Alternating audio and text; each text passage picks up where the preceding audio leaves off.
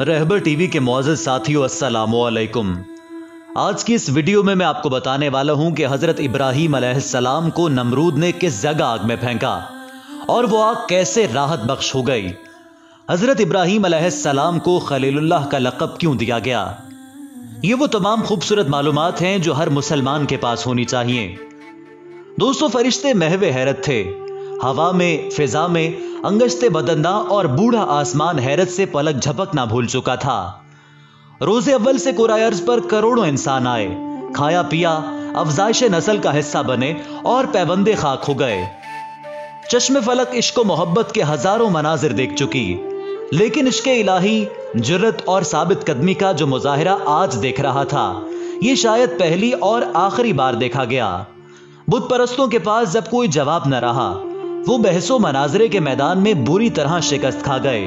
उनके पास किसी किस्म की दलील बाकी न रही, तो उन्होंने वही पुराना जमाना और पुराना जालिमाना तरीका अपनाया जो हर सरकश शिकस्त खाने के बाद अपनाता है। इस बार हक परस्त, तौहीद परस्त, बंदा खुदा और खुदाए बुजुर्ग बरतर के अजीम आशिक हजरत इब्राहीम अलैहिस्सलाम के लिए यह सजा तजवीज की गई थी कि आपको आग के आला में फेंक दिया जाए। इसके लिए एक बहुत बड़ा गड्ढा बनाया गया। बुत परस्तों ने लकड़ियां जमा करना शुरू कर दी, हत्ता कि उनमें से जब कोई औरत बीमार होती तो वो ये नजर मानती कि अगर वो तंदुरुस्त हो गई तो वो हजरत इब्राहीम अलैहिस्सलाम को जलाने के लिए लकड़ियां इकट्ठी करेगी। फिर उस गड्ढे को लकड़ियों से भर दिया गया और आग लगा दी गई। उस आग को मुसलसल कई रोज दहकाया गया। जब आग खूब जल उठी तो उसके शोलों से करबो जबार की अशिया झुलसने लगी, तो आग को आग में डालने की तैयारी शुरू कर दी गई। वीडियो में आगे बढ़ने से पहले मैं गुजारिश करना चाहूंगा कि अगर आप रहबर टीवी की वीडियो को पहली दफा देख रहे हैं तो बराए मेहरबानी हमारे चैनल को जरूर सब्सक्राइब कर लीजिए। रेड सब्सक्रिप्शन बटन को प्रेस करते हुए उसके साथ बने हुए बेल आइकॉन को भी दबाएं, ताकि मुस्तकबिल में अपलोड होने वाली हमारी तमाम अहम मालूमाती और मुफीद वीडियोज आपको बआसानी और बजरिया नोटिफिकेशन ही मिलती रहें। दोस्तों, हजरत इब्राहीम अलैहिस्सलाम को आग में फेंकने का पस मंजर क्या था, ये वो अहम सवाल है। हजरत इब्राहीम अलैहिस्सलाम इराक के कस्बे और के बाशिंदे थे। आपकी कौम बुत परस्ती के समुंदर में गर्क हो चुकी थी। आपके वालिद का नाम अजर था, जो अपनी कौम के मुख्तलिफ कबाइल के लिए लकड़ी के बुत बनाता और फरोख्त करता। रब्बे कायनात ने शुरू से ही हजरत इब्राहीम अलैहिस्सलाम को बसीरत और रुश्दो हिदायत अता फरमाई थी। वो भी बचपन से ये देखते आ रहे थे कि उनका बाप मूर्तियों को अपने हाथ से बनाता है। जिस तरह चाहता है बुतों के नाक, कान, आंखें और जिस्म तराशता है, तो ये भला खुदा कैसे हो सकते हैं। इन्हीं सवालात ने आपको तलाशे हक की तरफ लगाया। लिहाजा आपने सबसे पहले अपने बाप आजर को दावत इस्लाम दी। बाप पर आपकी दावत का बिल्कुल असर ना हुआ, बल्कि बाप ने कहा, अगर तुम बाज ना आए तो मैं तुम्हें संसार कर दूंगा। जब हजरत इब्राहीम अलैहिस्सलाम ने यह देखा तो बाप से कहा कि अगर आप बुत परस्ती से बाज नहीं आते तो मैं आपसे आज से जुदा होता हूं, लेकिन मैं खुदा से आपकी हिदायत की दुआ करता रहूंगा। बाप से जुदा होकर अब हजरत इब्राहीम अलैहिस्सलाम ने दावत हक के लिए पूरी कौम से राबिता किया, मगर कौम बाप दादा की बुत परस्ती किसी भी सूरत छोड़ने के लिए तैयार न थी और दावत हक के सामने अपने बातिल माबूदों के हक में गूंगे बहरे बन चुके थे। तो हजरत इब्राहीम अलैहिस्सलाम ने अपनी कौम की इस्लाह के लिए ऐलान किया, मैं तुम्हारे बुतों को दुश्मन जानता हूं, ऐलाने जंग करता हूं, ये मेरा कुछ नहीं बिगाड़ सकते।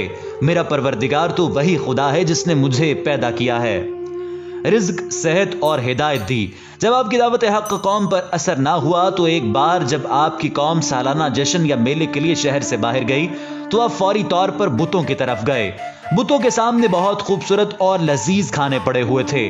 आपने तंजन बुतों से कहा, तुम ये खाने खाते क्यों नहीं? फिर हथौड़े से बुतों को तोड़ना शुरू कर दिया, जैसा कि अल्लाह ताला ने फरमाया कि उसने उन्हें टुकड़े टुकड़े कर दिया।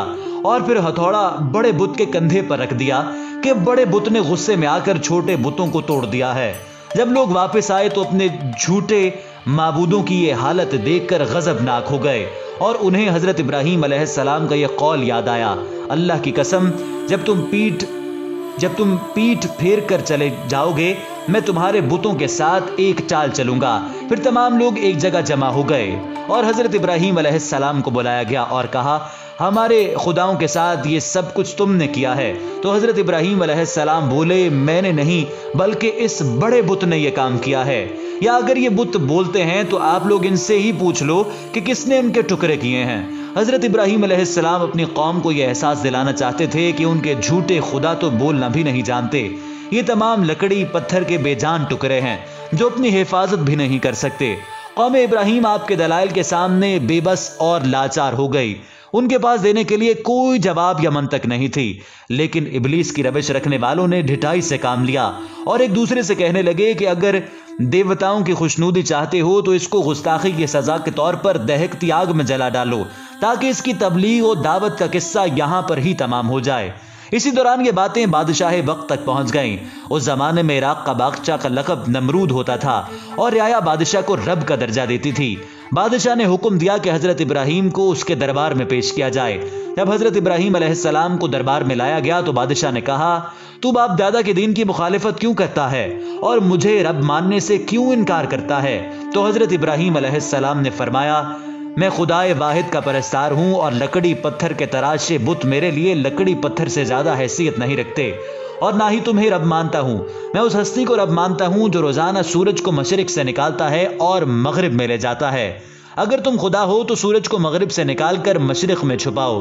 بادشاہ یہ سن کر بے بس اور لاجواب ہو گیا۔ بادشاہ وقت نے دلائل کی قوت کے مقابلے میں مساوی طاقت اور سطورت کا مظاہرہ شروع کر دیا اور آپ کو سزا کے طور پر آگ میں ڈالنے کا فیصلہ کر لیا گیا۔ اور جب آگ کے شعلے بہت زیادہ بلند ہو گئے تو حضرت ابراہیم علیہ السلام کو ایک منجنیق میں ڈال کر آگ میں ڈالا جانے لگا۔ جب حضرت ابراہیم علیہ السلام کو باندھا جا رہا تھا تو آپ کی زبان پر یہ الفاظ تھے تیرے سوا کوئی معبود برحق نہیں، اے تمام جہانوں کے پروردگار تو پاک ہے، تیرے لیے ساری تعریف ہے، تیرے لیے ساری بادشاہی ہے اور تیرا کوئی شریک نہیں۔ اور جب پھینکا جانے لگا تو آپ کی زبان پر یہ کلمات تھے ہمیں اللہ ہی کافی ہے اور وہی اچھا کارساز ہے۔ حضرت ابو ہریرہ سے مروی ہے کہ سرتاج الانبیاء نے فرمایا جب حضرت ابراہیم علیہ السلام کو آگ میں پھینکا گیا اور وہ ہوا میں تھے تو انہوں نے کہا اے اللہ تو آسمان میں اکیلا ہے اور میں زمین پر تیرا اکیلا عبادت گزار ہوں۔ بعض علماء نے بیان کیا کہ فضا میں حضرت جبرائیل علیہ السلام آپ کے پاس آئے اور کہا اے ابراہیم کیا آپ کو کوئی ضرورت ہے؟ تو آپ نے کہا میرا رب بہتر جانتا ہے، مجھے آپ سے کوئی کام نہیں۔ حضرت ابراہیم علیہ السلام کا یقین اور خدا پر ایمان دیکھ کر خدا کی رحمت جوش میں آئی۔ حضرت ابن عباس سے مروی ہے کہ بارش کے فرشتے نے کہا مجھے بارش برسانے کا حکم دیا جائے، لیکن اس سے پہلے ہی اللہ کا حکم جاری ہو چکا تھا۔ ارشاد باری تعالیٰ ہے ہم نے فرما دیا کہ اے آگ تو ٹھنڈی ہو جا اور ابراہیم کے لیے سلامتی بن جا۔ حضرت کعب بیان کرتے ہیں کہ اس روز زمین کے انسانوں میں سے کسی نے بھی آگ سے فائدہ نہ اٹھایا اور آگ نے صرف حضرت ابراہیم علیہ السلام کی وہ رسیاں ہی جلائیں جن سے انہیں باندھا گیا تھا۔ منہال بن عمرول سے مروی ہے کہ ابراہیم آگ میں 40 یا 50 دن تک رہے اور فرمایا کہ جتنی خوشگوار زندگی میں نے ان دنوں میں گزاری ہے ان کے علاوہ کبھی نہیں گزاری، میری خواہش ہے کہ میری ساری زندگی اسی طرح کی ہو جائے۔ کافروں نے حضرت ابراہیم علیہ السلام سے بدلہ لینا چاہا لیکن خود ذلیل و خوار ہو گئے۔ ارشاد باری تعالیٰ ہے دنیا میں انہیں ناکامی اور ذلت نصیب ہوئی اور آخرت میں ایسی آگ میں پھینکا جائے گا جس میں نہ تو ٹھنڈک ہوگی اور نہ ہی سلامتی، انہیں اس میں سلام بھی نہیں کیا جائے گا۔ خدا پر پختہ یقین اور عشق کی وجہ سے خالق ارض و سما نے جو مقام اور شان حضرت ابراہیم علیہ السلام کو بخشی وہ کسی کو نہ بخشی۔ حضرت ابراہیم علیہ السلام کو اپنا دوست خلیل اللہ کہا، خانہ کعبہ کی تعمیر آپ سے کروائی، قربانی قیامت تک کے لیے لازمی قرار دی، حج کی شان سے نوازا اور سب سے بڑھ کر نبیوں کے سردار شہنشاہ دو عالم صلی اللہ علیہ وآلہ وسلم کو آپ کی اولاد میں سے پیدا کیا۔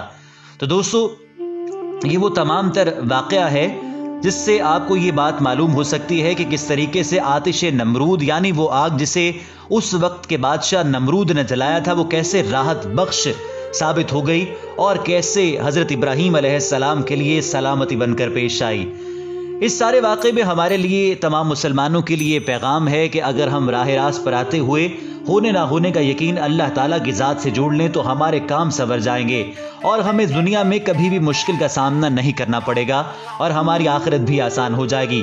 وہ کام جو ہمیں در حقیقت مشکل نظر آ رہے ہیں وہی ہمارے لیے آسان ہو جائیں گے اگر ہم کامل ایمان کی دولت سے مالا مال ہو جائیں۔ یہ ویڈیو آپ کو کیسی لگی؟ اگر پسند آئی ہے تو لائک ضرور کریں، کامنٹ سیکشن میں اپنی قیمتی رائے کا اظہار لازمی طور پر کیجیے اور ویڈیو کے اختتام پذیر ہونے سے پہلے آپ سے گزارش کرنا چاہیں گے کہ اگر ہمارے چینل کو سبسکرائب نہیں کیا تو رہبر ٹی وی کو برائے مہربانی سبسکرائب ضرور کر لیجئے۔